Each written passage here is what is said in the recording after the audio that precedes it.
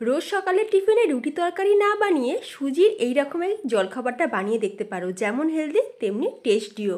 সুজির এই দারুণ স্বাদের জলখাবারটা বানানোর জন্য এখানে প্রথমে আমি চিনে বাদামটাকে ভেজে নিয়েছি, আর বাদামটা যখন ভাজা হয়ে যাবে তখন কাজু আর কিশমিশ দিয়ে সেটাকেও একটু ভেজে নিয়ে তুলে রেখে দেবো।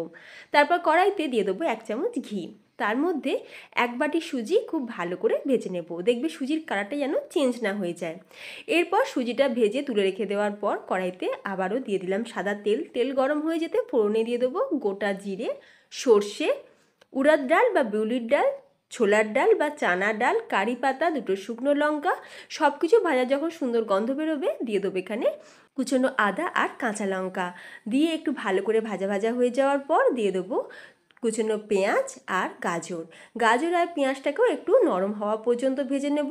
তারপর দিয়ে দিতে হবে ক্যাপসিকাম আর টমেটো। টমেটোর বীজের যে অংশটা সেটা দিইনি। তারপর টমেটো আর ক্যাপসিকাম দিয়ে কিছুক্ষণ নাড়াচাড়া করে নেওয়ার পর দিয়ে দেবো 3 বাটি জল, পরিমাণ মতন লবণও দিয়ে দেবো। এরপর দিয়ে দেবো সুজি। 1 হাতে সুজি দিয়ে অন্য হাতে কন্টিনিউ নাড়তে হবে।